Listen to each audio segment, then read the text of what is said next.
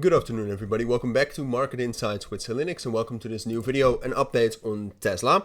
This is the weekly update. We're going through a full technical update, but we also had some interesting news today. I don't think this news that we had specifically about Tesla matters that much for the stock price. Still, I think it's good to know since it is a development on something that has been going on for a longer period of time, and something that for the future is also going to be very important, right? So it's good to at least know what's going on, and then later we will probably get some more updates that matter more. And then I'm obviously talking about this news.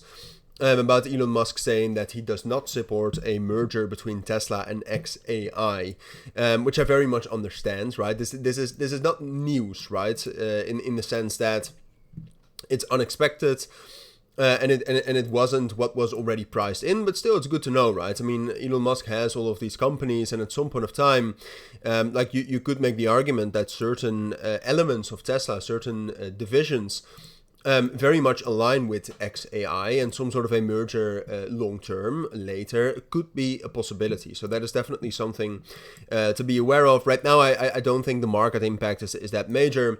Tesla has been very, very stable here, and there's no major news I think we need to talk about regarding Tesla right now in terms of the business. We have earnings coming up, I think, in 2 weeks. So that's going to be interesting, and that's something which I'll definitely keep you updated on. I'm saying 2 weeks, but I feel like it's I feel like it's already earlier. No, it's in it's next week. Next week Wednesday we have earnings coming up, so that matters. But and I'll definitely keep you updated on that. But for now, Tesla is very stable as expected. I thought there was a possibility that we would still drop down lower. Obviously, Tesla dropped down into this major support level right here between 300 and 290. And by the way, we're starting with the higher time frames, but we'll zoom in a moment. But it dropped down into that level after the fallout between Elon Musk and Donald Trump. And everything that came from that, of course, but ultimately we held support. I thought personally there was still a possibility to drop down into 280 and 265 if we would actually see a market-wide pullback because of the tariffs, for example. But at this point of time, that's not happening, and obviously we had those extra tariffs between the United States and EU, but that hasn't really changed anything.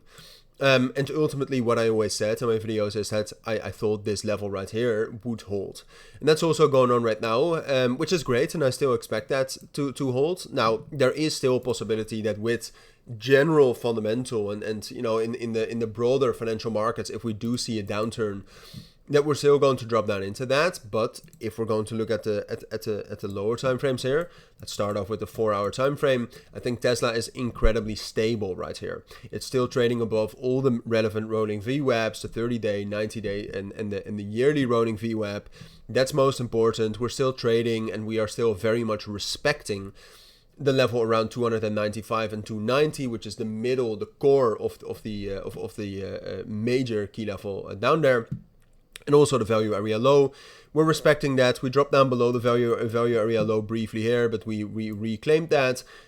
Opened a little bit higher today, retested the gap. I think overall, look, I'm probably going to name this video something like Tesla rally starting. Do I think a real rally is starting? On the lower time frames, yes. On the higher time frames, no. I think Tesla is more likely to remain stable. And stable in this case means stability between 350 and 290. So what that means on the short term is that I do actually think we can actually have some more bullish momentum, get a retest here of 305, 310, and then a continuation up to the point of control here at 325, and then into the imbalances right here at 335 and 345 with a potential to move up higher into 350. That's what I would expect. However, I don't see enough strength in the price action for Tesla to expect or suspect a bullish breakout. So that is something like if we're getting up to those levels at 340, 350, I will definitely keep you updated on the current situation then and whether the situation has actually changed. So whether we can break out then. But for now, I would say it's more likely that we'll do something like this afterwards. But I'll keep you updated on that. For now, I think that's what you need to know this week for Tesla.